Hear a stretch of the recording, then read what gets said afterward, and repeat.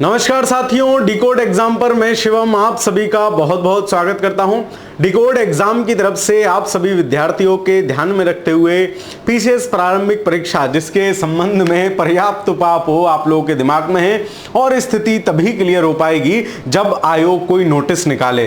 वर्तमान परिस्थितियों के दृष्टिगत ये तो संभव ना के बराबर लग रहा है कि 27 अक्टूबर को आपकी परीक्षा हो पाएगी, इसलिए दिसंबर के प्रथम सप्ताह या प्रथम पक्ष में जो है आप अपनी परीक्षा मानते हुए चलिए, है ना, और उस हिसाब से तैयारी करिए। मतलब ये मानिए कि आपके पास अक्टूबर नवंबर लगभग पूरा समय अब है पीसीएस और आरओ के लिए, उस हिसाब से तैयारी कीजिए। हम भी उसी हिसाब से आपको तैयारी करा रहे हैं। यद्यपि हमने जो है सारी क्लासेस, सारी कक्षाएं जो भी हमने आपको इन 150 क्लासेस का फ्री ऑफ कॉस्ट वादा किया था कि आपको ये कक्षाएं हम देंगे जिसके माध्यम से हम आपके सभी विषयों के महत्वपूर्ण 150 टॉपिक्स को करा देंगे, ताकि जिनसे परीक्षा में प्रश्न पूछे ही जाते हैं वो टॉपिक आपके सही से कवर हो जाएं। तो मैंने आपको एंशिएंट हिस्ट्री करा दी, मिडिवल हिस्ट्री करा दी और आपके भारत का भूगोल, विश्व का भूगोल करा दिया। हृदय सर ने आपको इकोनॉमी और एनवायरमेंट इकोलॉजी करा दी। प्रशांत सर ने आपको मॉडर्न हिस्ट्री और आपका जो है पॉलिटी करा दी। तो आपके सारे बड़े सेगमेंट कवर हो गए हैं और दिवाकर सर ने आपको उत्तर प्रदेश विशेष वाला पूरा सेक्शन कराया है। अब सीसेट की जिम्मेदारी फिर से मेरे जिम्मे है, तो सीसेट मैं आपको कराता चल रहा हूं और सीसेट को तैयार करने का सबसे अच्छा तरीका है आप 2012 से लेके 23 तक के 11-12 सालों के पीवाईक्यू कर लीजिए। मैथ रीजनिंग के पीवाईक्यू कर लीजिए और other than math reasoning PYQ कर लीजिए। तो other than math reasoning PYQ आपको हृदय सर कराएंगे और मैथ रीजनिंग के पीवाईक्यू आपको मैं कराऊंगा, ताकि आपका समग्रता से सीसेट तैयार हो जाए। कुछ नहीं करना है सीसेट के लिए, बिल्कुल परेशान नहीं होना है। इन 11-12 सालों के पेपर कर लीजिए बस, आपका सीसेट कोई क्वालिफाई होने से नहीं रोक सकता अगर आप इनको अच्छे से कर लेते हैं। ठीक है, तो 2012 का पेपर हमने सॉल्व कर लिया है। आपने अगर वीडियो नहीं देखा हो तो एक बार उसको देख लीजिए। ये 2013 का पेपर है, इसको भी हम सॉल्व करेंगे आज। लगभग मैथ रीजनिंग के 40 से 50 सवाल, आपके 40 सवाल मान के चलिए पूछे जाते हैं, इनको सॉल्व कर लेंगे। दूसरी महत्वपूर्ण बात, यदि आपने अभी तक टेस्ट सीरीज नहीं ली है तो डिकोड एग्जाम ने जो टेस्ट सीरीज लॉन्च की है उसको जरूर ले लीजिए, क्योंकि वो एक वीडियो टेस्ट है। मतलब 7000 प्रश्न उसमें आपको मिलेंगे, 4000 प्रश्न प्लस उनका PDF test, PDF solution plus उनका वीडियो सॉल्यूशन। वीडियो सॉल्यूशन का अच्छा जो तरीका है वो ये रहता है कि आपको पता चलता है कि आपको कौन से प्रश्न करने हैं, कौन से प्रश्न छोड़ने हैं, इत्यादि इत्यादि। ठीक है, और कैसे करने हैं। प्लस 15 फुल लेंथ टेस्ट आपको उसमें मिलेंगे आरओ के नए पैटर्न के अकॉर्डिंग। जैसा अब आपको पता है आरओ की परीक्षा आपकी एक ही परीक्षा होगी, मतलब जो पहले जीएस और गैप देके हिंदी का पेपर होता था अब वो 3 घंटे का एक ही पेपर होगा। ठीक है, तो उसी के अनुरूप आपको वो 15 फुल लेंथ टेस्ट मिलेंगे। अधिक जानकारी के लिए डिकोड एग्जाम के ऑफिशियल नंबर आपके पास हैं, उन पे कांटेक्ट कर सकते हैं, उनको कॉल कर सकते हैं। ठीक है, चलिए तो आज हम 2013 के पीवाईक्यू करने शुरू करते हैं। प्रीवियस ईयर क्वेश्चन 2013 है ना, विशेषकर मैथ रीजनिंग के सवाल करेंगे। चलिए देखते हैं पहला सवाल क्या है। आपसे ऐसे कथन निष्कर्ष वाले सवाल भी आते हैं, इनको देखेंगे समझेंगे क्या है। कथन आपसे कह रहा है मनोरंजन के लिए, कथन क्या कह रहा है आपसे, मनोरंजन के लिए क्या करना है, फिल्में अनिवार्य हैं। अब देखो इन कथन निष्कर्ष में अपनी बुद्धि कतई नहीं लगानी है, जैसा स्टेटमेंट कह रहा है उसके हिसाब से कथन देखने, सिंपल, अपना दिमाग लगाना ही नहीं है, अपने आप को भोलुआ मान के इनको पढ़ो। ठीक है, देखो मनोरंजन के लिए फिल्में अनिवार्य हैं, फिल्में मनोरंजन का एकमात्र साधन है, ऐसा उसने बोला क्या, वो ये कह रहा है मनोरंजन के लिए फिल्में अनिवार्य हैं। मतलब और चीजों से भी मनोरंजन हो सकता होगा लेकिन फिल्मों से भी होता है। सिंपल कॉन्सेप्ट, मतलब ये जो है निष्कर्ष फॉलो नहीं करता है। लोग फिल्मों में आनंद लेते हैं, भाई फिल्मों में आनंद लेते हैं और कहना है मनोरंजन के लिए फिल्म अनिवार्य है, बात बिल्कुल सेट है, कोई दिक्कत नहीं है, ये हो सकता है निष्कर्ष। लोग नाटक ना पसंद करते हैं, ऐसा कहीं से भी उसने कहा है क्या, नहीं कहा है। आपसे पूछा है विचार कीजिए, केवल एक निहित है, नहीं एक और दो दोनों नहीं, केवल कथन दो क्या है, कथन दो निहित है, या कथन या निष्कर्ष दो जो है वो फॉलो होता है, बाकी और कुछ नहीं होता। तो इस प्रकार से ये प्रश्न आपको करने रहेंगे, 1-2 प्रश्न प्राय आते ही हैं। चलिए अगला सवाल देखते हैं। ये देख लो, थोड़ा अच्छा सवाल है ना।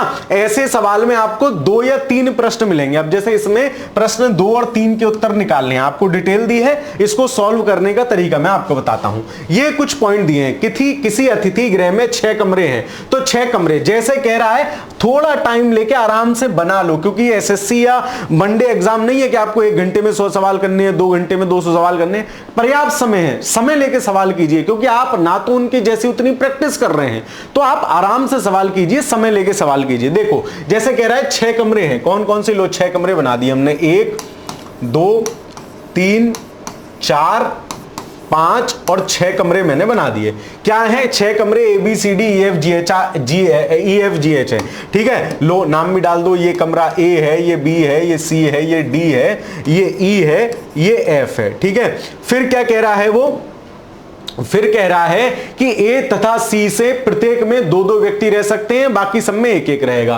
तो A में 2 आदमी रह लेंगे और C में 2 लोग रह लेंगे, बाकी सब में 1-1 रहेगा। जैसा कह रहा है वैसा मैंने बना दिया। फिर आगे क्या बात चल रही है, आगे कहा जा रहा है कि एक लाइन पूरा हो गया, हमने बना दिया। 8 अतिथि आ गए, अब P Q R S T U W और X है ना, TUV नहीं है, VTUV नहीं है, WX है। इन कमरों में ठहराया जाना है।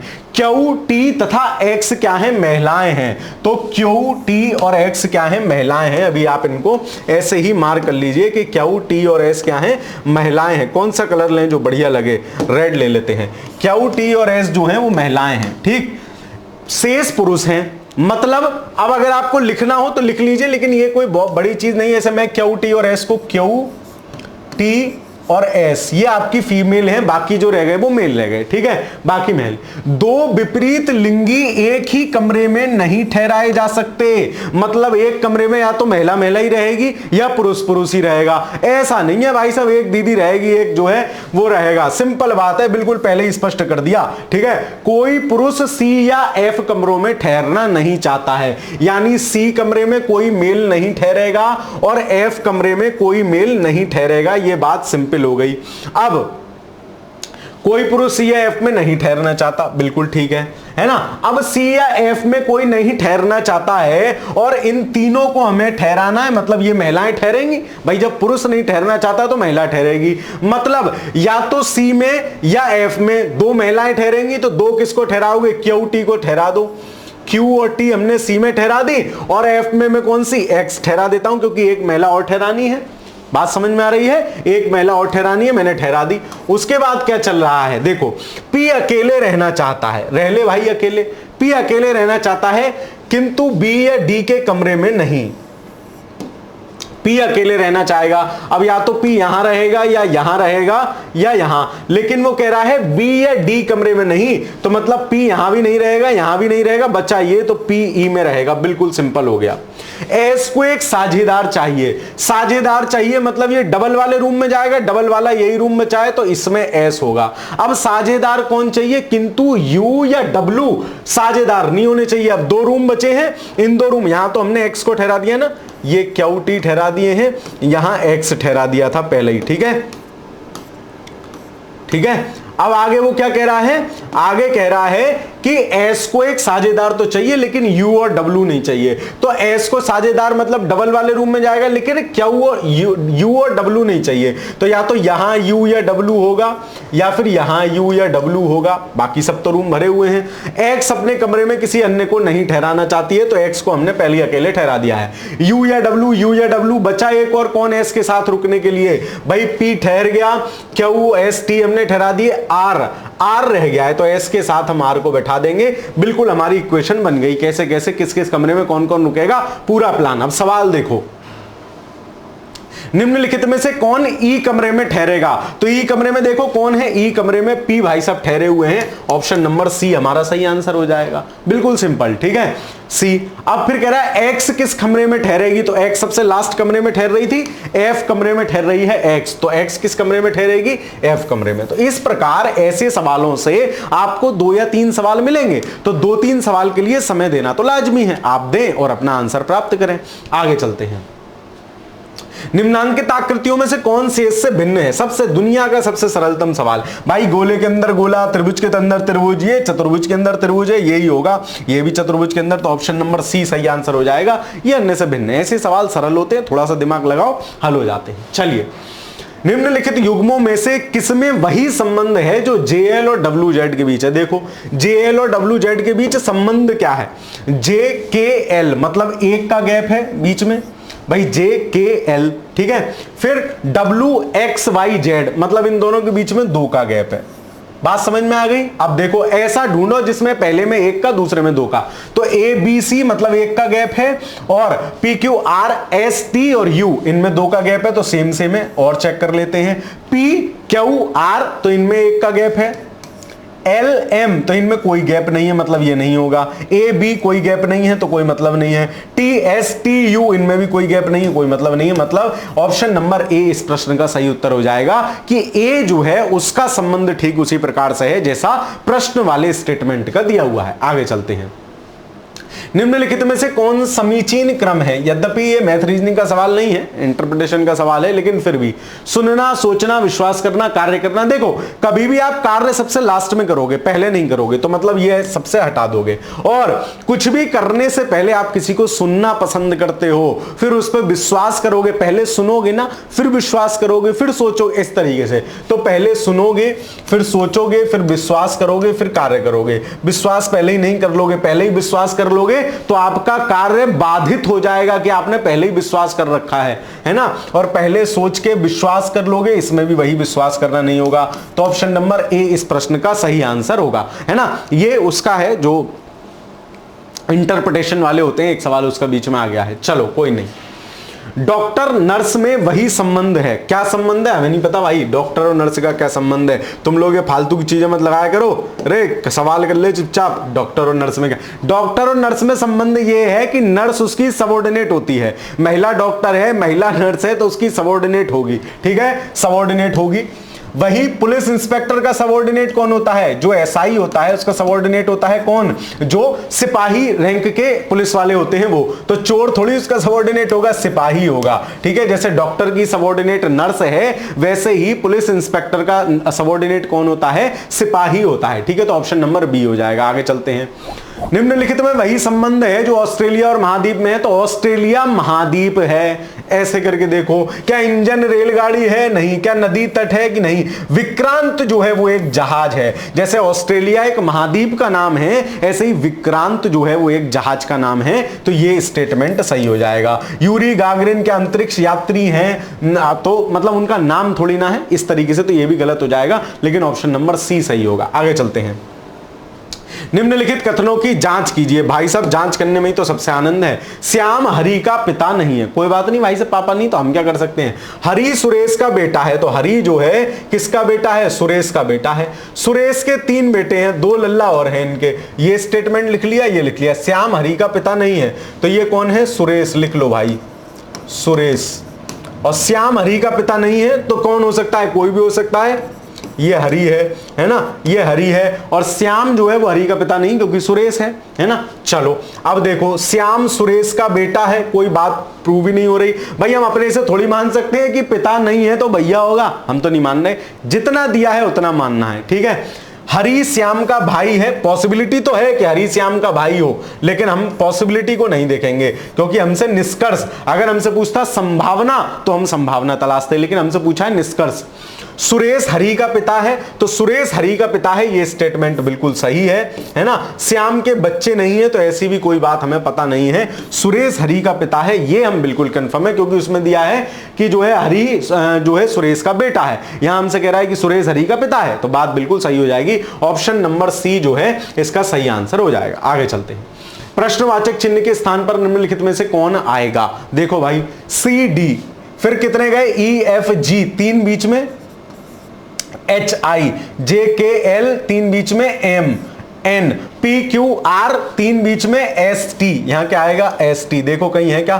JKL, M, N, PQR है ना, 3 है ना भाई बीच में, ST होना चाहिए। D, R, P, Q, JKLMNOPQ, हाँ ठीक तो है, OPQ 3 छोड़े उसके बाद OPQRS आएगा। ऑप्शन नंबर, देखो ऐसे भी कभी कभी गलती हो जाती है, ऑप्शन नंबर डी इसका आंसर होगा। अब ST होता तो हम लगा देते, ST नहीं था इसीलिए खोजने लग गए। चलो खैर ध्यान रखोगे, आगे चलते हैं। यदि 1 अक्टूबर को सोमवार पड़ता है, कोई दिक्कत नहीं, ठीक है, तो उस महीने की 20 तारीख के 3 दिन बाद, वो कहता है उस महीने के 20 तारीख के तीसरे दिन कौन सा होगा, तो 20 + 3 करते, वो कह रहा है 3 दिन बाद, अंग्रेजी में देख लो 3 डे आफ्टर, मतलब तीसरे दिन के बाद, चौथे दिन की बात चल रही है, सिंपल।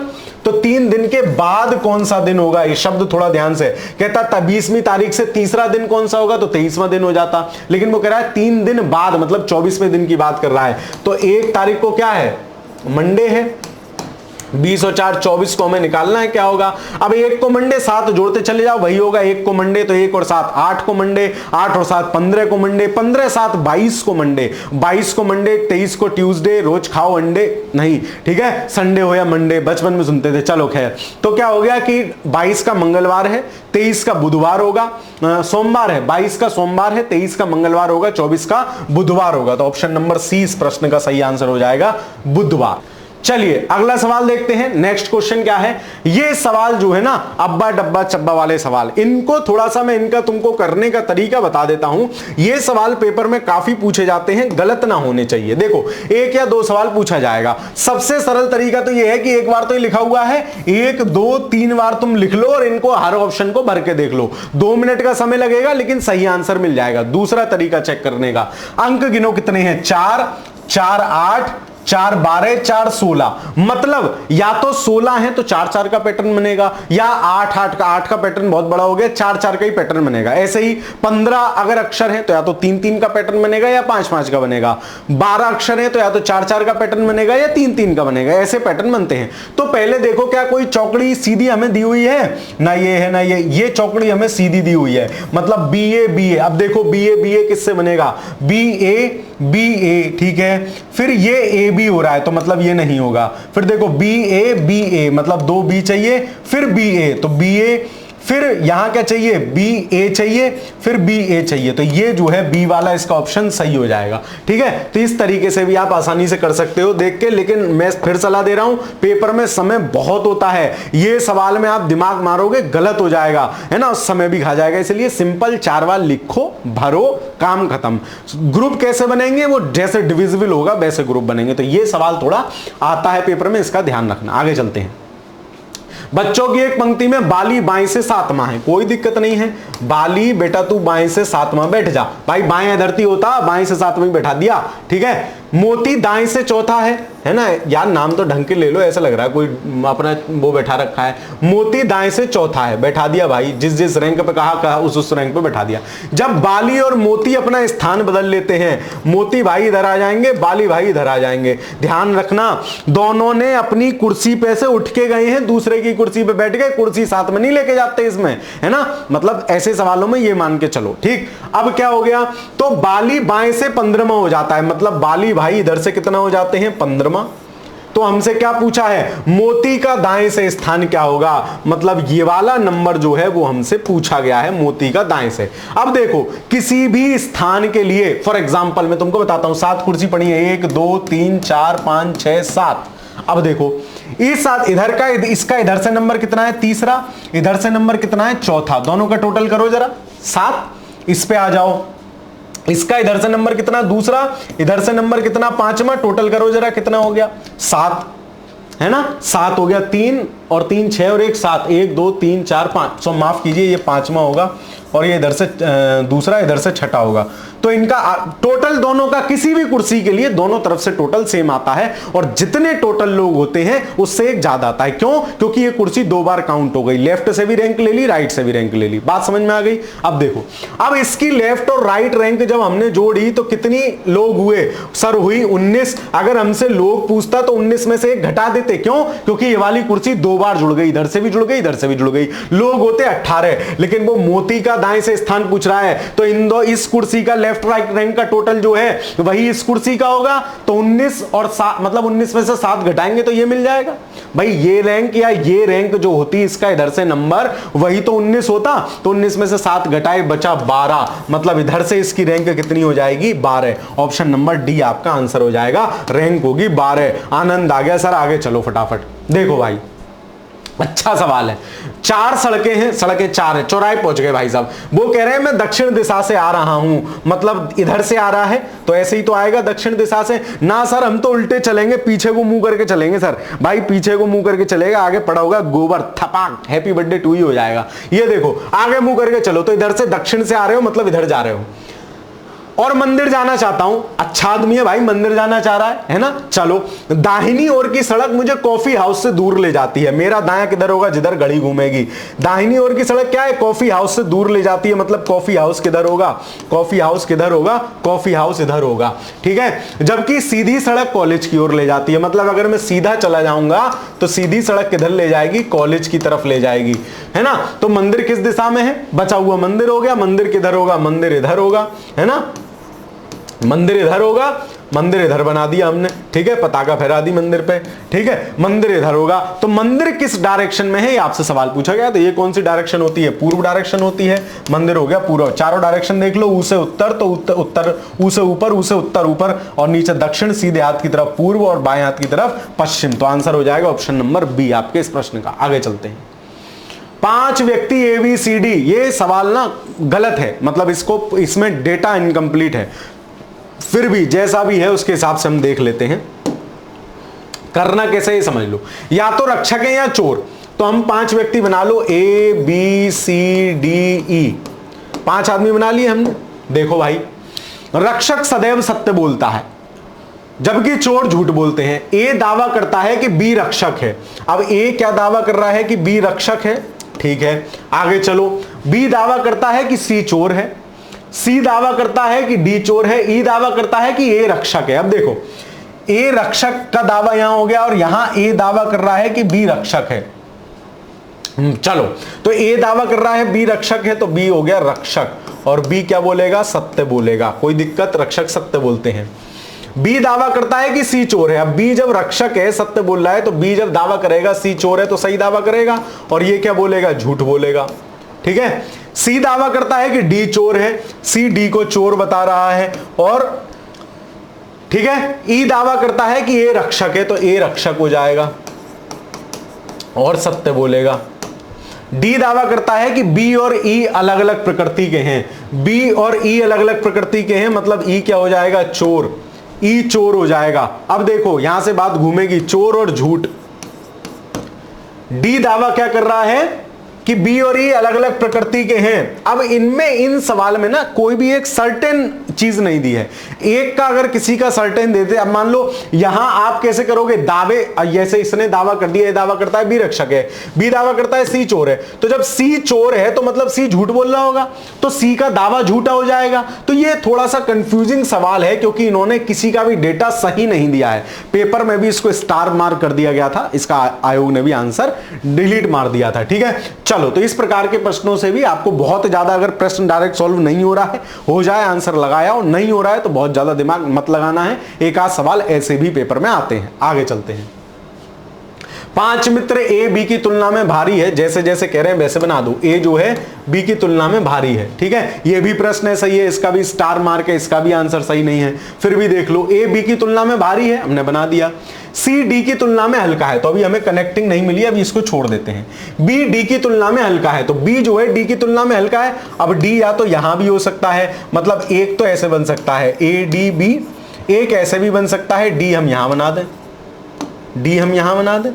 बात तो तब भी फॉलो हो रही है कि B जो है D की तुलना में हल्का है, लेकिन E से भारी है। कौन? B, तो E B के नीचे होगा, यहां भी इस कंडीशन में ऐसे होगा। अब ये वाली लाइन जो रह गई, C D की तुलना में हल्का है, तो C D की तुलना में हल्का है, तो C D की तुलना में हल्का है, तो C कहीं भी हो सकता है, यहां यहां यहां कहीं भी हो सकता है। ऐसे ही इनमें यहां यहां यहां यहां कहीं भी हो सकता है, ठीक है। अब देखो सर्वाधिक भारी कौन है, तो इसमें ये आ रहा है, इसमें ये आ रहा है, मतलब कुछ इस चीज इसमें मिसिंग है, है, या तो इन्हें ये देना चाहिए सबसे हल्का कौन है, या बीच का कोई और एक और कनेक्शन देना चाहिए था, तभी ये सवाल सत्ता होता। तो ये दो सवाल पेपर में से भी डिलीट हुए हैं, ठीक है। आप जो आपके ऑथेंटिक बुक्स हैं जिनमें सॉल्यूशन दिए हुए हैं, इनमें दोनों सवालों पे ऐसे स्टार मार्क है कि भाई इनके सवाल जो हैं ये क्वेश्चन ही गलत है। आगे चलते हैं।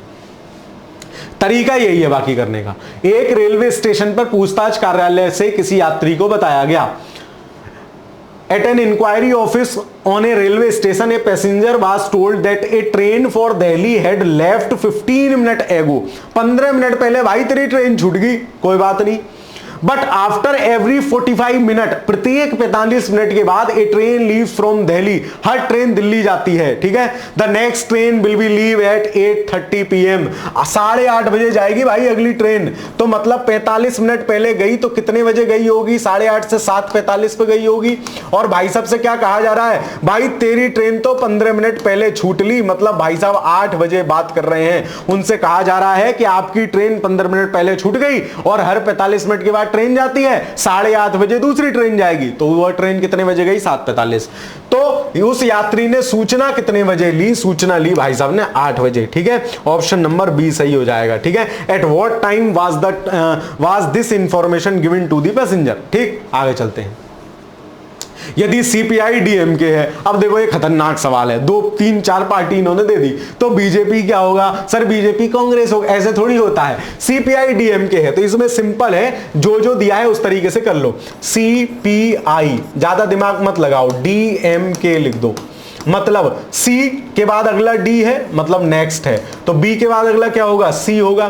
फिर P, P Q R S, JKLMN OP Q R S T U JKLM, तो उल्टा है, ये विपरीत कनेक्शन है। MNO है ना, NOP, JKLM NOP मतलब -2 है, इससे -2 है, यानी P से JKLM OP, तो P से 2 अंक पिछला है। तो यहां देखो बीजेपी पूछा है तो J से पहले EJOTY होता है, इजोटी, तो इसका क्या हो जाएगा? FGHIJ, यानी F के बाद G, HI है ना, फिर J, तो इसमें क्या हो जाएगा? EFG हो जाएगा, GHIJ, मतलब 2 हमने छोड़ दिए J की जगह। फिर P, I से कैसे कनेक्टेड है? EFGHIJK है ना, JK एक छूट रहा है बीच में, तो ऐसे इसमें कर दो PQR, तो R हो जाएगा, CGR इसका नाम होगा। देखो क्या CGR है क्या? कहीं ऑप्शन नंबर बी। ये खतरनाक सवाल है ना, इसमें आपको कंफ्यूज कर दिया। जैसे कल वाली क्लास में हमने देखा था कि सिंपल रीजनिंग का सवाल था, पासे पे बना के दे दिया, आप उसमें पासा ढूंढ रहे हो, पासा उसमें मिलेगा नहीं। तो ऐसे सवाल भी आपके पेपर में आते हैं, ठीक है। चलो, प्रश्नवाचक चिन्ह के स्थान पर क्या होगा यदि निम्नलिखित में से कौन सा शब्द होना चाहिए? देखो XT, अब इनमें क्या है, थोड़ा सा इनमें आपको कंफ्यूजन रहेगा, तो इसको करने का सबसे सरल तरीका क्या है मैं आपको बताऊं।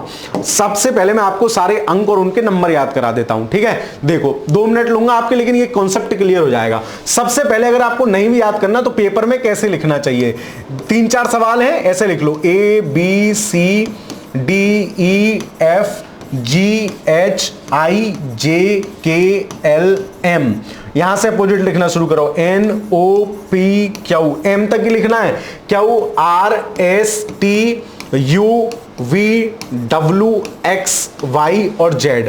फिर इन पे नंबरिंग डालो। देखो नंबर कैसे, एक इसका लिखने का ये लाभ हुआ कि आपको अपोजिट अक्षर मिल गए, सिंपल है। अब ए से लेके ई, देखो एक तो इजोटी याद कर लो, EGOTY, ये क्या है? 5, 10, 15, 20 और 25, ये अंक है, क्लियर। अब देखो बाकी के याद करते हैं। तो ई तक तो आपको याद है, कोई दिक्कत तो नहीं है। एफ याद करो, एफ को अगर ऐसे मिलाओ और उल्टा करके देखो तो 6 नंबर आएगा, ठीक। जी में यहां 7 है तो इसलिए जी का नंबर 7 होता है। एच के जरा दोनों कोने मिला देना, 8 जैसा दिखेगा।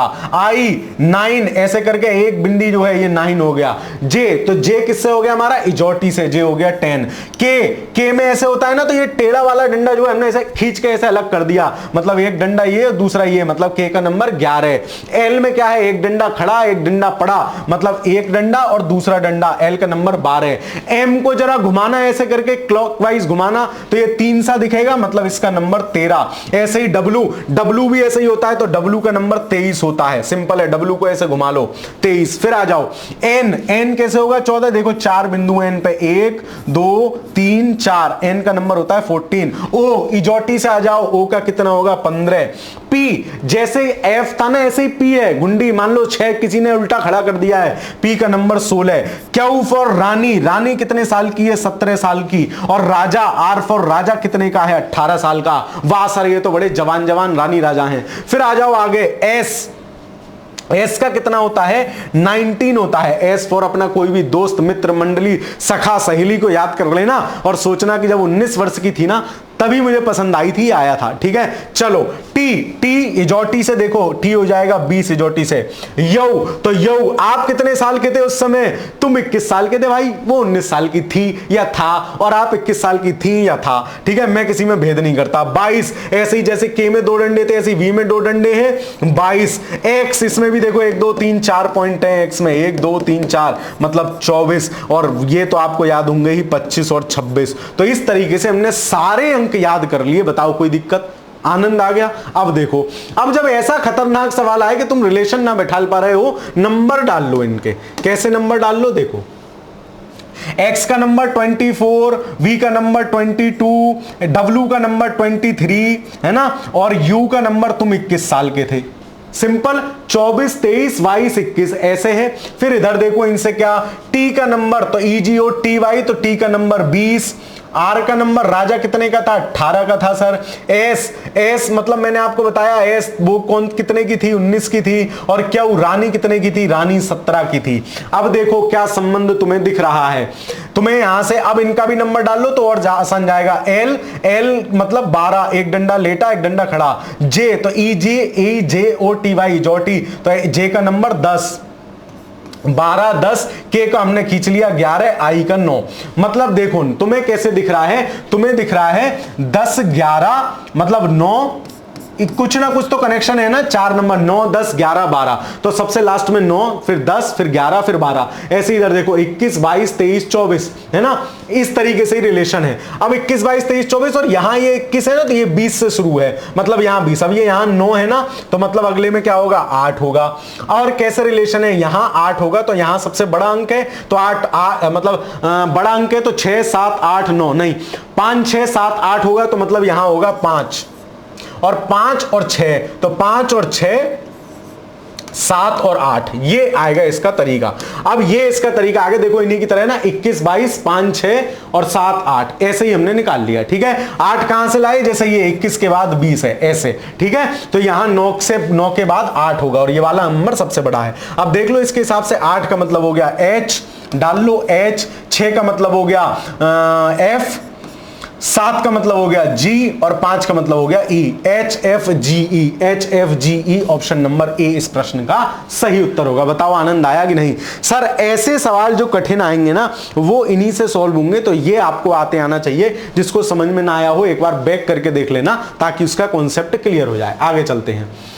18/9/1977 का दिन रविवार है। इस तिथि को एक जोड़े का विवाह हुआ। ओहो शादी हो गई सर।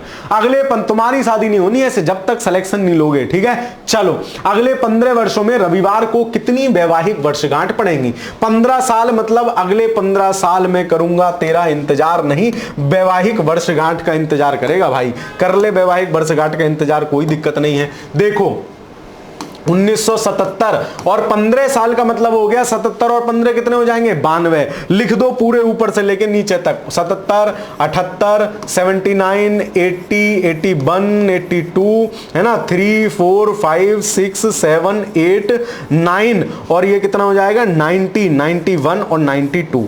सब में दिन लिख लो। जैसे 77 में कब पढ़ रहा है, 77 में संडे पढ़ रहा है ना, 77 में संडे पढ़ रहा है। बाकी में भी लिख देंगे, देखो अभी पता चल जाएगा क्या संडे है। देखो 77 में संडे है ना, फिर 78 में क्या एक जो है वो आगे बढ़ जाता है, एक आगे बढ़ जाता है मतलब एक दिन। जैसे आज 1 जनवरी को सोमवार है तो अगले साल 1 जनवरी को मंगलवार होगा। अगर लीप ईयर नहीं है तो एक दिन एक्स्ट्रा होता है इसलिए। ठीक चलो, तो ये संडे, फिर यहां क्या आ जाएगा मंडे, यहां क्या आ जाएगा ट्यूसडे, लेकिन क्योंकि नवा महीना है ना तो ये लीप ईयर होगा 80, तो यहां ट्यूसडे के बाद वेडनेसडे नहीं बृहस्पतिवार होगा, मतलब थर्सडे होगा।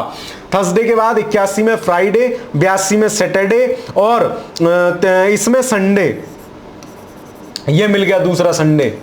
ठीक है, फिर आ जाओ, फिर 4 जो होगा मतलब 84 जो होगा वो लीप ईयर होगा, तो संडे की जगह इसमें क्या हो जाएगा ट्यूसडे, फिर वेडनेसडे, फिर थर्सडे, है ना, फिर फ्राइडे, और फिर यहां क्या होगा, ये भी लीप ईयर होगा तो यहां भी संडे हो जाएगा। फ्राइडे के बाद 2 दिन एक्स्ट्रा, मतलब दूसरा दिन हो जाएगा, संडे हो जाएगा। फिर आ जाओ मंडे, फिर ट्यूसडे, फिर थर्सडे, और फिर वेडनेसडे नहीं आएगा, मंडे ट्यूसडे वेडनेसडे और थर्सडे नहीं आएगा, यहां फ्राइडे आएगा। क्यों? क्योंकि ये भी लीप ईयर होगा। कितने संडे और पड़े? 1 और 2 संडे और पड़े।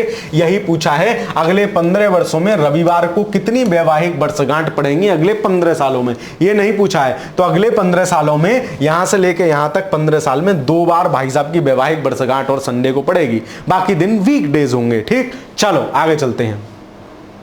7 बच्चे ABCD EF और G एक पंक्ति में खड़े हैं। देख लो भाई साहब, लगाओ इन्हें पंक्ति में। 7 बालक हैं, जैसे जैसे कह रहा है वैसे लगा दो। A C के दाएं हैं, A जो है C के दाएं, मतलब C इधर होगा तभी तो C के दाएं होगा। सिंपल। हमेशा ध्यान रखो, बालक बैठे हैं तो ऊपर मुंह करके बैठे हैं, ऐसे बैठे हैं, ऐसे बैठे हैं, तो इसका दायां क्या होगा? इधर वाला होगा, क्योंकि ये सुई है तो इधर ही घूमेगी। मैंने आपको सब बताया है। A और D के बीच में एक बच्चा है, A और D के बीच में एक बच्चा है, मतलब D यहां होगा, कोई दिक्कत नहीं। E और B के बीच में 2 बच्चे हैं, E और B के बीच में क्या है? 2 बच्चे हैं। अब E और B, तो E और B के बीच में 2 बच्चे हैं, अभी रुक जाओ। फिर A और D के बीच में एक बच्चा है, तो या तो ऐसे हो सकता है, या फिर C A और यहां एक बच्चा खाली छोड़कर D यहां हो सकता है, ये भी लाइन हो सकती है। ठीक है, चलो E और B के बीच में 2 बच्चे हैं, अभी हमारी कनेक्टिंग नहीं हो रही है। D और F के बीच में 2 बच्चे हैं, D और F, तो D और F के बीच में 2 बच्चे हैं, तो अगर इस कंडीशन में जाएंगे तो D और F के बीच में 2 बच्चे यहां हो जाएगा, और D और F के बीच में 2 बच्चे मतलब यहां होगा, ऐसे होगा। ठीक है, टोटल कितने हैं? 3 और 4 7 हैं, कोई दिक्कत नहीं है। D और F के बीच में 2 बच्चे हैं। A और D के बीच में एक बच्चा है, तो A और D के बीच में एक बच्चा। अब यहां अगर इस कंडीशन में जाएंगे तो A और D के बीच में एक बच्चा हो जाएगा। यहां दोबारा देख लो एक बार, G D के दाएं और B के बाएं हैं। अच्छा, पूर्व वो लाइन रह गई ना, इसीलिए गड़बड़ा रहा है। दोबारा देख लेते हैं एक बार तो इसको फिर से देख लेते हैं, वो रह गया था बीच में, है ना। तो क्या है, G D के बाएं दाएं है, तो G जो है D के दाएं हैं, यानी D के दाएं हैं कौन? G। ठीक है, G D के दाएं हैं और B के बाएं हैं, B के बाएं मतलब B यहां हो जाएगा। फिर A C के दाएं हैं, तो A जो है वो C के दाएं हैं, लेकिन अभी हमें A पता नहीं ना C पता है, कहां भी इसको छोड़ देते हैं। आगे आ जाओ, A और D के बीच में एक बच्चा है, अभी हमें यह भी नहीं पता, इसको भी छोड़ दो। फिर E और B के बीच में 2 बच्चे हैं, तो E और B के बीच में 2 बच्चे हैं, तो E डेफिनेट है इधर ही होगा, है ना, डेफिनेट है E इधर ही होगा। फिर ये हो गया हमारा। फिर D और F के बीच में 2 बच्चे हैं, D और F के बीच में 2 बच्चे, तो या तो D और F यहां बना लो, 2 बच्चे यहां हो गए।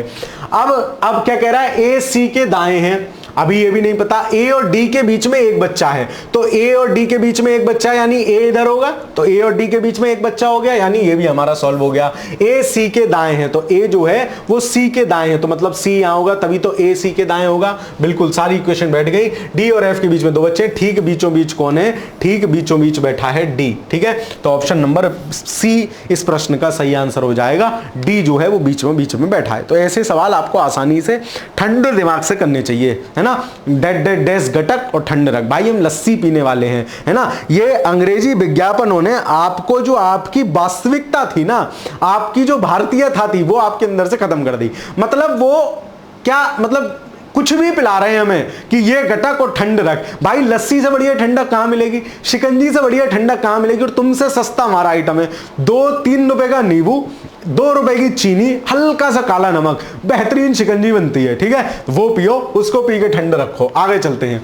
सारणी में लुप्त अक्षर को खोजिए। भारत के समाज के साथ दिक्कत क्या हुई ना, अंग्रेजों ने जो नुकसान कर दिया वो ये नुकसान कर दिया कि हमें अपना स्वत्व जो है भुलवा दिया, है ना। एक होता है ना हमें अपना स्वत्व पता होना कि यार मैं ये कर सकता हूं, हम अपने आप को दीनहीन समझने लग गए। तो जो हमारे स्वयं का अभाव हो गया अंग्रेजों के चक्कर में, वो मामला खराब हो गया। तो उसके चक्कर में अब ये पूरा इंडस्ट्री उसका लाभ उठा रहा है, ठीक है। तो यही सब मामला है। चलो किसी दिन समझाएंगे इस पर भी बढ़िया। ए जेड बी एक्स, अब देखो ये क्या है, अपोजिट है, बी एक्स का अपोजिट है, सी वाई हो गया। अब यहां ऐसे आएगा मतलब डी डब्ल्यू आएगा, तो यहां का आंसर होना चाहिए डी। एकदम देखते ही दिख गया। तो आपको पैटर्न देखते ही कब दिखेगा, जब practice, at least P Y Q practice कर रहे होगे, आपका सवाल आराम से हो रहा होगा। आगे चलते हैं।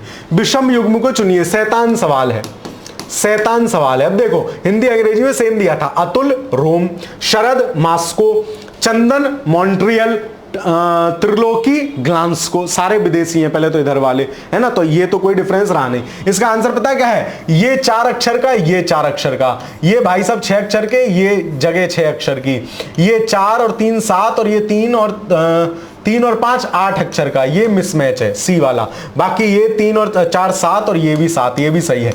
इस तरह के मतलब क्या बोलूं, ऐसे सवाल जिसमें आप मतलब अब इनमें क्या रीजनिंग लगाओगे यार, कॉमन अक्षर गिनने हैं, बताओ, ठीक है। जनरली आप इस स्तर पर नहीं सोचते हो, लेकिन अब है तो है, ऐसे ही सवाल है, आयोग ने इसी हिसाब से इसका आंसर दिया है, ऑप्शन नंबर सी, ठीक है। चलो, निम्नलिखित आकृति में त्रिभुजों की संख्या ज्ञात कीजिए।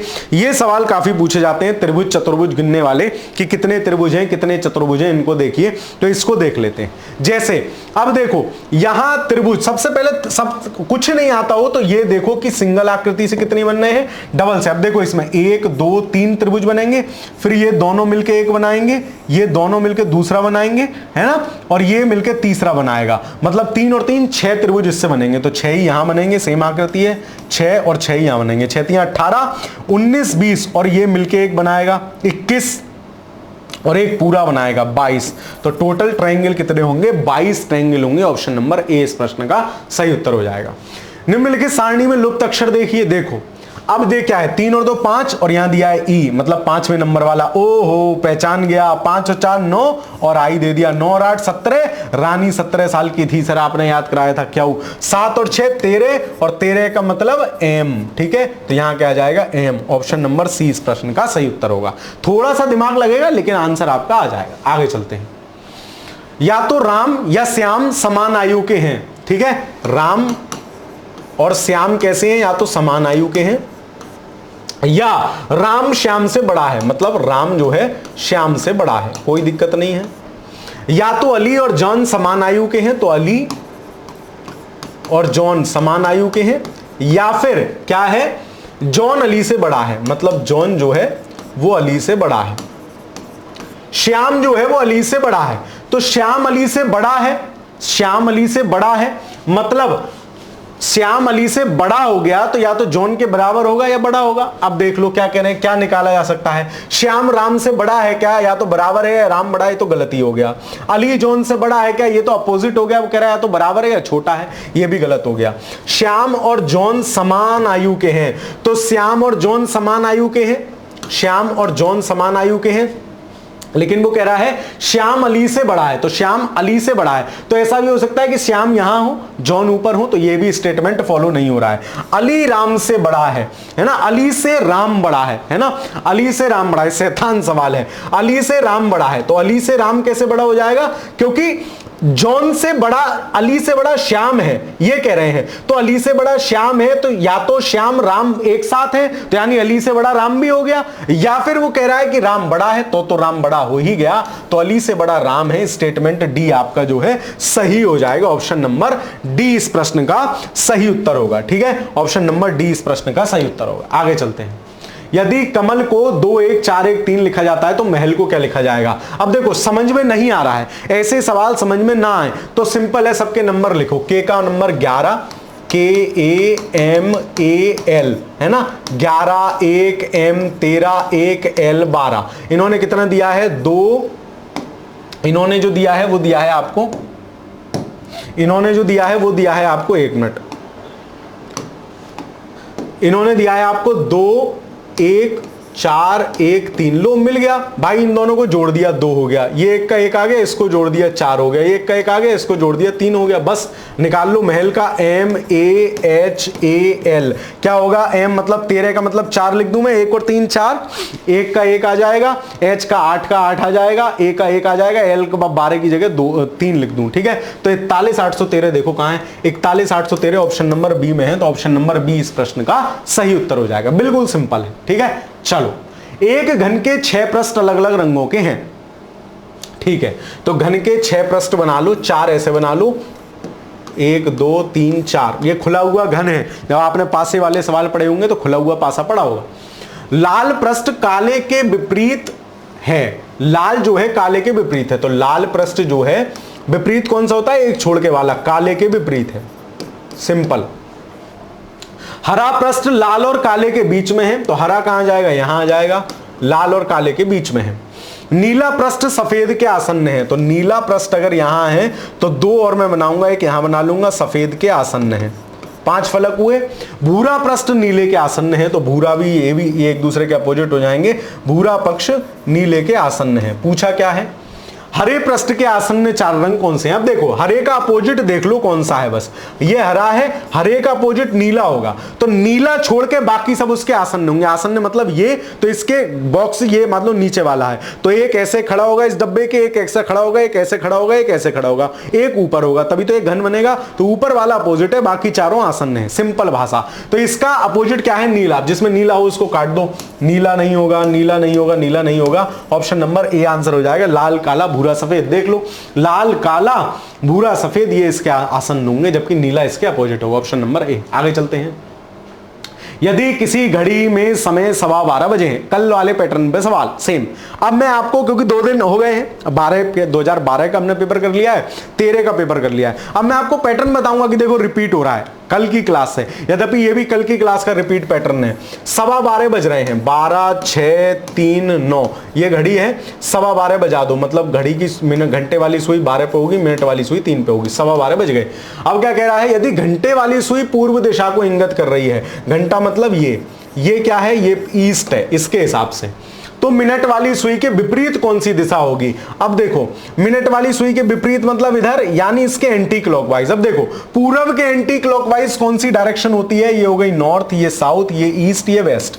अब इसके क्लॉकवाइज तो साउथ होती है, लेकिन एंटी क्लॉकवाइज कौन सी होती है, नॉर्थ। तो हमसे यही पूछ रहा है, ईस्ट के एंटी क्लॉकवाइज यानी इसके अपोजिट कौन सी डायरेक्शन होगी, नॉर्थ होगी, मतलब उत्तर होगी, ऑप्शन नंबर डी आंसर हो जाएगा। ऐसा मैंने कल आपको एक सवाल कराया था, उसमें समझाया था कि कैसे इनकी डायरेक्शन पहचानते हैं, ठीक। चलो ऑप्शन नंबर डी। वेडनेसडे को लिखने के निम्नलिखित में से कौन सा सही ढंग होगा। जबकि क्या कह रहा है, इसको सुनो। जबकि शब्द के प्रथम, तो प्रथम मतलब डब्लू, प्रथम, बीच के तथा अंतिम अक्षर को और शब्द के सभी स्वर अंग्रेजी में छोटे अक्षरों से लिखे जाएं, मतलब पहला अक्षर छोटे से लिखा जाएगा डब्लू। देखो पहला इसमें छोटा है, नहीं इसमें, ये वैसे ही गलत हो गया, ठीक है।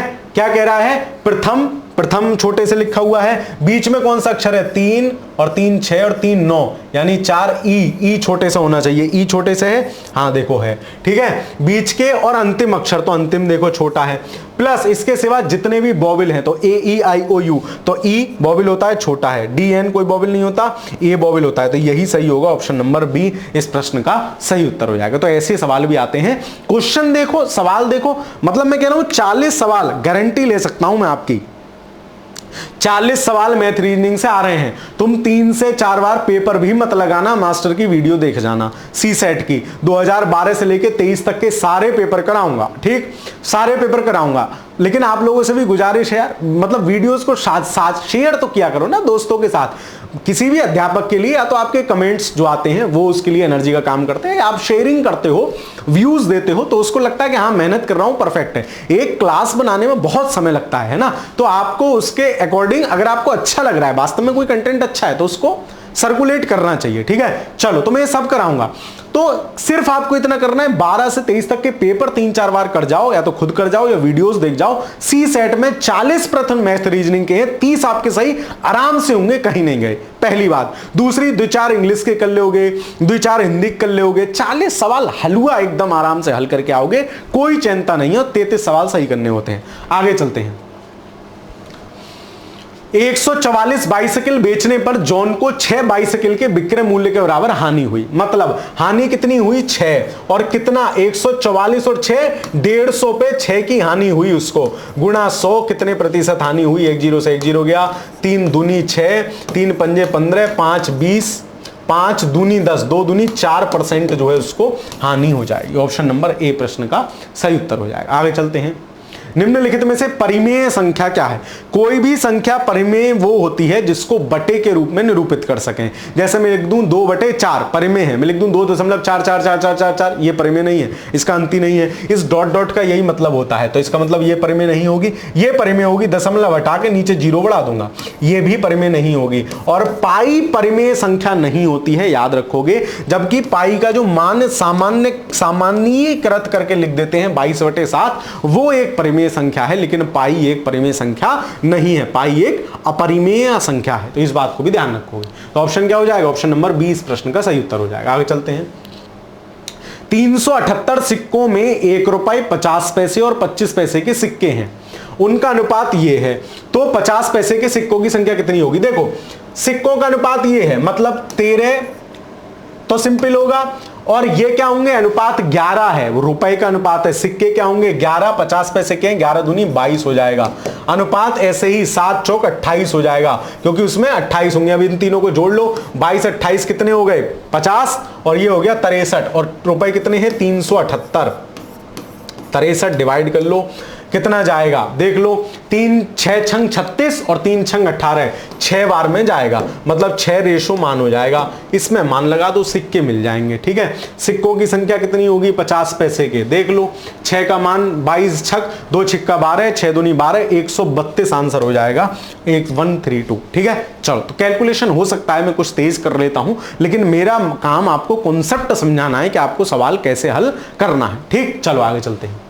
5-7 सवाल और होंगे। सबसे छोटी धनात्मक पूर्णांक संख्या जिसे 4, 5, 6, 8 से भाग देने पर शेषफल 3 बच रहा है, परंतु 9 से भाग देने पर कोई शेषफल नहीं बच रहा है। इसका तरीका ये होता है, इनका लासा निकालो, उनमें 3 जोड़ो, फिर इस तरीके से। लेकिन हमें क्यों करना है? इनको भाग दे के देख लो ना, 9 से भाग देने पर कुछ शेष नहीं बच रहा। सारी संख्याओं को 9 से भाग दो, 9 8 72, मतलब ये कट जाएगी, हो सकती है। 9 चौक 36, ये नहीं कटेगी, इसमें शेष बच रहा है 9 से। वो कह रहा है 9 से पूरी भाग हो रही हो। 9 एकम 9 बचे 3 33, ये भी नहीं कटेगी। 9 एकम 9, 9 दूनी 18, बचे 6, 9 सत्ते 63, ये दोनों हो सकती हैं। अब इनको इन वाली संख्याओं से भाग दे के देख लो। जैसे इसको 4 से, इसको दो, पहले लास्ट वाली को दो, 4 से भाग दोगे 4 छिंग 24 बचा 3, 5 से भाग दोगे बचेगा 3, 6 से भाग दोगे 6 चौक 24 बचेगा 3, 8 से भाग दोगे 8 3 24 बचेगा 3। ठीक है, फिर इस वाली को भाग दो, तो इस वाली को भी भाग दोगे, तो अगर 4 से भाग दोगे तो 4 एकम 4 3 32, और ये 9 बच रहा है, 4 दूनी 8, 1 बच रहा है, मतलब ये नहीं होगा। ऑप्शन नंबर ये आंसर होगा। तो ऐसे चेक करके आसानी से आप निकाल सकते हो। बाकी आप फॉर्मूले से चाहो तो वैसे भी निकाल सकते हो। इनका लासा निकालो, लासा निकल के आए उसमें 3 जोड़ो, वो संख्या देखो क्या 9 से विभाजित हो रही, नहीं तो फिर लासे का डबल करो, फिर 3 जोड़ो। तो इसमें बड़ा जो है चक्कर रहता है, इससे बढ़िया ऑप्शन से कर लेना चाहिए। उपयुक्त आरेख में ए बी और डी सी समानांतर हैं। ए ओ डी का क्षेत्रफल, यानी ए ओ डी, इसकी बात कर रहा है, इसका क्षेत्रफल कितना है? 4 सेंटीमीटर स्क्वायर है। ठीक है, बी सी डी, अच्छा इस पूरे का क्षेत्रफल कितना है? बी सी डी का क्षेत्रफल कितना है? तो बी सी डी का क्षेत्रफल है 7, इस पूरे का क्षेत्रफल है 7। हमसे क्या पूछा है? तो सी डी ओ का क्षेत्रफल ज्ञात करिए, यानी सी डी ओ इस वाले का। अब देखो जितना इसका क्षेत्रफल है ना ग्रीन वाला, अगर मैं ऐसे ये कर दूं तो ये भी इतना ही होगा। तो हमें ये दिया है, इस पूरे का 7 है, मान लो जब ये 7 तो ये भी 7 होगा। 7 में से 4 घटा देंगे, 7 - 4 बराबर 3, इसका आंसर आ जाएगा ऑप्शन नंबर सी। देख लो जितना क्षेत्रफल इस वाले एरिया का होगा ना, इसका उतना ही क्षेत्रफल अगर मैं इसको ऐसे कर दूं, ये वाला, उसका भी उतना ही होगा। और नीचे वाला मुझे दिया है, मैंने घटा दिया, इसका मान मुझे मिल गया। सिंपल 3। आगे चलते हैं। एक भिन्न का हर अंश के दुगने से 1 अधिक है। ठीक है, इसको भी ऑप्शन से करेंगे। यदि भिन्न उसके व्युत्क्रम मतलब a बटे b, तो भिन्न का व्युत्क्रम होता है b बटे a, व्युत्क्रम मतलब उल्टा, का योग 2 सही, ये ऐसे है 2 सही 16 बटे 21, तो भिन्न क्या होगी? अब देखो क्या कह रहा है, अंश का दुगने से 1 अधिक है। हर जो है कोई भी भिन्न कैसे होती है? अंश बटे हर में लिखी हुई होती है। ठीक। अब वो हमसे क्या कह रहा है, अंश के दुगने से एक अधिक है, क्या उसका हर, तो यानी अंश के दुगने से एक अधिक है, तो इसमें तो हर ही कम है, गलत हो जाएगा। अंश का दुगना 3 दूनी 6 1 7 ये हो सकता है, 4 दूनी ये भी हो सकता है, ये भी हो सकता है, हर सबके अंश के दुगने से एक अधिक है। अब वो क्या कह रहा है, उस वो और उसके व्युत्क्रम का योग कर लो, भिन्न और उसके व्युत्क्रम का योग 3/7 प्लस 7/3, इनका एलसीएम 21 आ जाएगा। अब देखो इनका एलसीएम 21 अभी करके बता देता हूं आपको, तो ये हो जाएगा 7 3 21 3 3 9 प्लस 3 7 21 यानी 7 7 49 49 9 हो जाएगा 58/21 और 21 से भाग दोगे तो 21 दूनी 42 बचेगा कितना 16/21। वैसे तो आंसर आ गया ऑप्शन नंबर बी, लेकिन फिर भी देख लो आप 4/9 प्लस 9/4 को जोड़ोगे अंक और उसका व्युत्क्रम, तो 9 और 4 का लासा कितना आएगा जोड़ते समय, 9 चौक 36। अब जब 36 लासा है तो नीचे 21 कहां से आ जाएगा, वैसे ही गलत कर दो। ऐसे ही इसको जोड़ोगे 5/11 11/5 लासा आएगा 55, तो वो भी नहीं हो सकता, तो इसलिए आंसर आपका ऑप्शन नंबर बी होगा। ऑप्शन से कर लोगे इजी जाएगा। ठीक, आगे चलते हैं। एक समबाहु त्रिभुज के अंदर, समबाहु त्रिभुज मतलब जिसकी तीनों भुजाएं समान हो, ठीक, किसी बिंदु से इसकी भुजाओं पर डाले गए लंब की लंबाई, बीच में मान लो बिंदु लंब डाल रहे हैं, मतलब इस पे 90 डिग्री का कोण बना रहे हैं। ठीक, डाले गए लंब की लंबाई क्रमशः कितनी है, √3 है, 2√3 है और 5 देखो फार्मूले का चक्कर है इसमें, अगर आपको फार्मूला मुझे नहीं लगता सामान्यतः आता होगा, ठीक है, मुझे भी नहीं आता था, जब मैंने इसको देखा समझा पढ़ा तब मैंने ये फॉर्मूला याद करा। तो अगर तीनों समबाहु त्रिभुज में किसी बिंदु से डाले गए 3 लंब दिए हैं तो भुजा की लंबाई का फॉर्मूला होता है 2/√3 और लंब 1 प्लस लंब 2 प्लस लंब 3, ठीक है, ये जोड़ दोगे तो आपकी भुजा मिल जाएगी। और आपसे क्या पूछा है, त्रिभुज का परिमाप, तो त्रिभुज का परिमाप क्या होता है, भुजा, समबाहु त्रिभुज है तो 3 ये हो जाएगा, है ना, तो समबाहु त्रिभुज में ये फॉर्मूला निकलता है। अब देख लो L1 कितना है, √3, ये कितना है 2√3 मतलब 3√3 और 5√3 मतलब 8√3 हो गए, तो 2/√3 गुणा 8√3, √3 से √3 कट जाएगा, 8 दूनी 16 हो जाएगा, 16 आ गई भुजा। समबाहु त्रिभुज है मतलब तीनों भुजाएं 16 होंगी, 16 प्लस 16 प्लस 16, 16 दूनी 32, 16 3 48 जो होगा वो इसका परिमाप हो जाएगा, ऑप्शन नंबर सी। याद कितना रखना है, बस इतना याद रखना है कि समबाहु त्रिभुज का ये एक नया फॉर्मूला मुझे मिल गया, ये याद रख लेता हूं कैसे 2/√3 और तीनों लंबों की माप, सिंपल। ठीक, चलो आगे चलते हैं। ये क्या है, निम्नलिखित बारंबारता वितरण में माध्यिका ज्ञात कीजिए। ठीक है, आपको चर दिए हैं और बारंबारता दी है, ठीक, माध्यिका हमसे निकलवाई है। अब इसमें कैसे करते हैं, ये चर है, ये बारंबारता है, तो आप सारी बारंबारता जोड़ लो, कितनी है 55। बारंबारता क्या मतलब है, 11 5 बार लिखा हुआ है, 12 7 बार लिखा हुआ है, इसका ये मतलब है 13 11 बार लिखा हुआ है। ठीक, अब इससे संचयी बारंबारता निकाल लेते हैं, 5 इसको जोड़ के आ गया 12 12 11 23, इस तरीके से ये संचयी बारंबारता होती है। माध्यिका जो होती है n+1/2 पद होता है, सिंपल है। अगर सम संख्या है तो n/2 पद होता है, विषम है तो m+1/2 पद होता है, यानी 55 टोटल आया है n का मान टोटल। बारंबारता का मतलब है 11 5 बार लिखा हुआ है, तो संख्याएं जब सब अलग अलग जोड़ोगे तो 1 2 3 4 ऐसे कितनी हो गई 55, तो यानी 55/2 यानी 56/2 पद, यानी 56/2 मतलब 28वां पद। 28वां पद क्या होगा, ये संचयी बारंबारता है, मतलब ये 5 बार लिखा हुआ है, ये 7 बार, तो टोटल संख्याएं यहां तक कितनी हो गई 12 हो गई। फिर ये 11 बार लिखा हुआ है, 12 11 23 हो गई। हमें कौन सा चाहिए, 28वां पद, कहां आएगा, इसमें आएगा, तो 28वें पद में ये हो जाएगी 14, सिंपल। ठीक है, 28वें पद में क्या हो जाएगी 14 हो जाएगी, तो इसका जो आंसर होगा वो होगा 14, माध्यिका हो जाएगी 14। ठीक, आगे चलते हैं। निम्न बारंबारता में माध्य ऊंचाई ज्ञात कीजिए, तो ये भी वही सिंपल है, ऊंचाई दी है, पौधों की संख्या दी है, तो सिंपल है भाई, ऊंचाई दी है और पौधों की संख्या दी है, ठीक, हाइट और पौधों की संख्या दी है, तो माध्य ऊंचाई निकालनी है। तो इसमें क्या करा इन्होंने, ऐसे कर लो। अब संचयी बारंबारता तो इसमें निकलती नहीं क्योंकि ये कोई अंक नहीं है, माध्यम से पूछा है, तो 5 यानी 61 सेंटीमीटर के 5 हैं, टोटल ऊंचाई कितनी हो गई 305 सेंटीमीटर हो गई। 64 ऊंचाई सेंटीमीटर के 18 पौधे हैं, टोटल ऊंचाई कितनी हो गई, इतनी हो गई। इसके इतने पौधे हैं तो इतनी ऊंचाई हो गई। टोटल ऊंचाई का माध्य निकालना है सारे पौधों की, तो सारे पौधों की ऊंचाई मैंने जोड़ ली इतनी, और कुल पौधे कितने हुए इतने, डिवाइड कर दिया, 67.45 इसका आंसर हो जाएगा। ये उसकी ऊंचाई होगी 67.45। ठीक, आगे चलते हैं। अब देखो वर्ग अंतराल दिया है, माध्यमा और बहुलक हमसे पूछा है। बहुलक थोड़ा सा कठिन जाता है निकालना, है ना, बहुलक थोड़ा सा कठिन जाता है निकालना। वर्ग अंतराल, बारंबारता, ये सब दी है ना, ये प्रॉपर फॉर्मूला है ना। आप इसको चाहो तो देखो माध्यिका वाला कॉन्सेप्ट, ये बहुलक और माध्यिका वाला है, आते हैं ऐसे सवाल, अब पिछले 3-4 साल से नहीं आ रहे हैं। 2-3 फॉर्मूले आपको याद रखने हैं कि समांतर माध्य कैसे निकलता है, माध्य कैसे निकलता है।